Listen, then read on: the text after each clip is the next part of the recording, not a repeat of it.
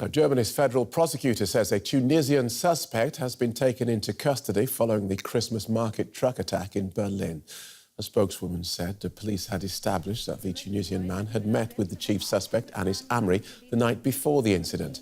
Investigators are also looking for Amri's former roommate, whom he called twice on the day of the assault. Let's find out what else has been said in that press conference today. Charlotte Potts, our political correspondent, joins us now. Welcome, Charlotte. What else did we learn today? Well, the Federal Prosecutor's Office is investigating the case, and we learned that 2 homes were raided here in Berlin. One was at a refugee shelter where a 26-year-old Tunisian was detained. That man is believed to have met the alleged attacker the night before the Christmas market attack. They were at a restaurant here in the center of Berlin, and that man is now he is detained and he is being looked at. He's believed to be a possible accomplice of the Christmas market attacker. The other home that that police have searched here in Berlin is the home of the former roommate of Anis Amri, and Anis Amri, the attacker of the Christmas market, has been in contact with this man the day of the attack. If he actually was able to reach him or not, investigators didn't say yet. We also learned that Anis Amri, on the day of the attack, went to a mosque here in Berlin. He then went to the location at a river where he stole the truck and shot the Polish driver that the truck belonged to, then went to the Christmas market, committed the attack, and after that took off, they believe possibly by train, to the Netherlands, and then flew to Italy, where he finally was shot in Milano 3 days later. So where will the investigation go from here? Well, investigators are looking at possible networks, at radical Islamist networks that he has been in touch with. They are looking at who he was in touch with, and they'll be talking to those 2 men, to the roommate and to the other contact person, see what they know, and hopefully that will answer all the open questions that are open up to this point. Charlotte Potts, thank you. I'm Phil Gale. Welcome to the programme. Germany's federal prosecutor says a Tunisian man has been taken into custody in the investigation into the Christmas market truck attack in Berlin. A spokeswoman said police had established that the new suspect had met with the alleged perpetrator, Anis Amri, the night before the incident.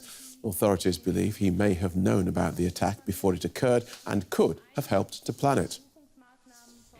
On Tuesday, officials from the Federal Prosecutor's Office raided the living quarters in a Berlin refugee center and seized communication devices that are now being examined.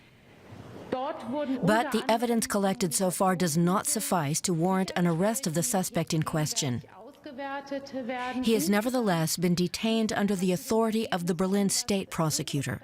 He was brought before an investigative judge in Berlin today. Let's find out what else we learned at that press conference. Charlotte Potts is our political correspondent. Welcome, Charlotte. Tell us more about what was said today at this press conference. 2 weeks after the Christmas market attack, we know a lot more about the whereabouts and the movements of the alleged attacker, Anis Amri. As you mentioned, 2 homes were raided. One was a refugee shelter where a 26-year-old Tunisian man was detained.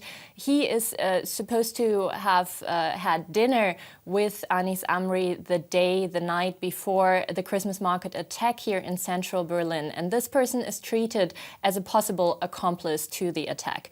The other home that was raided was that of the former roommate of Anis Amri. And Anis Amri, the alleged attacker, has contacted his roommate on the day of the attack. We don't know if they actually have talked, but he has tried to contact his former roommate according to phone records. This person was not detained. He is treated as a possible witness. We have also learned from the Federal Prosecutor's Office more about the movements of Anis Amri on the day of the attack. He went to a mosque here in Berlin He then went to a location, a parking lot close to the river Spree, where he stole the truck. He shot the truck driver, a Polish truck driver, at the location. Investigators believe he then drove to the Christmas market or into the Christmas market, and he was able to flee to a train station that is very close by. Investigators believe he has been taking a train then after the attack to Holland, and from there he has made his way down to Milano, to Italy, where he was finally killed a few days after the attack. So where will the investigation go from here?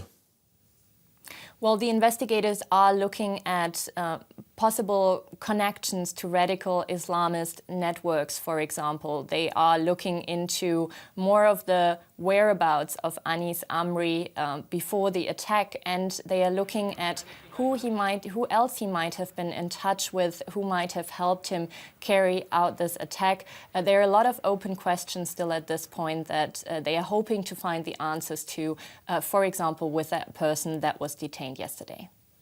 Charlotte Potts, thank you so much.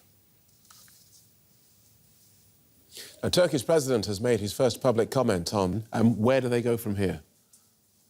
Well, investigators will be questioning that 26-year-old Tunisian man that was arrested yesterday. They will try to figure out why he met with Anis Amri and apparently was engaged in a very intense conversation the night right before the Christmas market attack. So they will try to find out if he was somehow involved, if he might have helped the alleged attacker Anis Amri. Police have also gathered evidence from the former roommate of Anis Amri here in Berlin. They've searched his house yesterday, and they have collected communication devices. Apparently, Anis Amri tried to contact his former roommate just on the day of the Christmas market attack. So these are two main leads that investigators are looking at right now to just get a clearer picture of the movements and the background of the alleged attacker of the Christmas market attack. Let's talk more about Anis Amri then, because police have gathered a much broader picture of the man.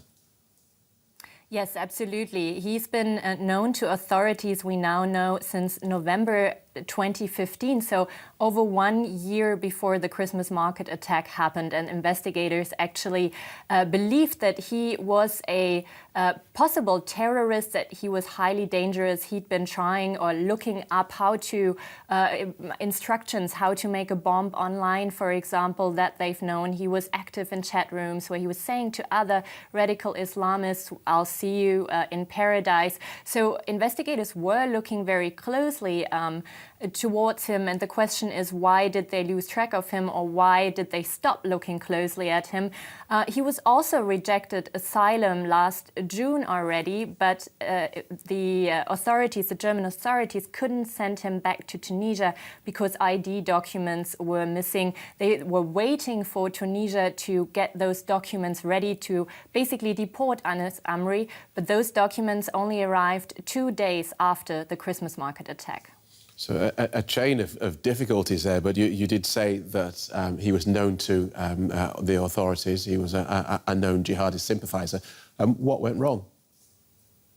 Well, it's very hard to say at this point. It's always difficult for authorities to really see if, somebody is a real threat. He was one of 500 possible terrorists that are on the radar of the authorities yet, and there are a lot of questions that still need to be answered as to whether the intelligence services lost him because of difficulties and what went wrong there. So there most certainly will be a very serious discussion about security here in Germany and what went wrong. Charlotte Potts, thank you. Well, still a lot of open questions. For some answers, let's turn now to our political correspondent, Charlotte Potts. She joins us from our parliamentary studio. Charlotte, it's good to see you. As we just heard, police here trying to establish if Amri had accomplices. Where do they go from there? Well, investigators are now questioning the 26-year-old Tunisian who was detained yesterday. He apparently had dinner with Anis Amri the day before the attack, and they were involved in a very intense discussion. So this suspect is being treated as a possible accomplice, a possible helper for Anis Amri for the attack.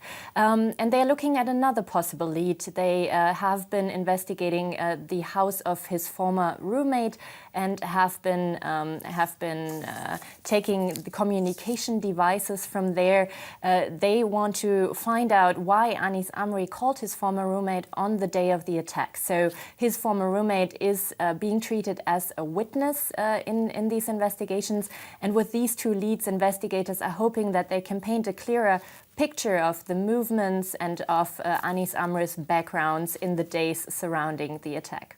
And more information is also emerging about Amri himself, giving us a broader picture. What more do we know about him?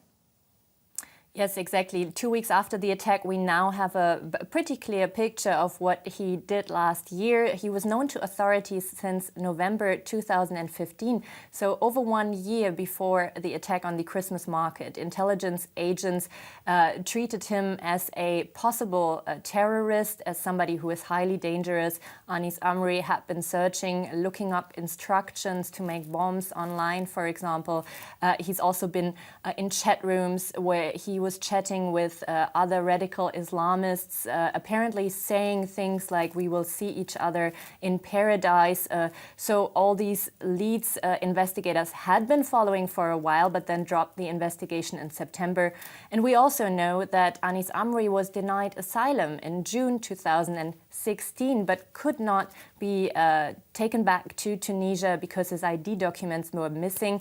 The Tunisian government was very slow to issue those documents, and they only arrived 2 days after the attack. So Anis Amri was not able to be deported. All right, Charlotte Potts joining us there from our parliamentary studios. Thanks, Charlotte.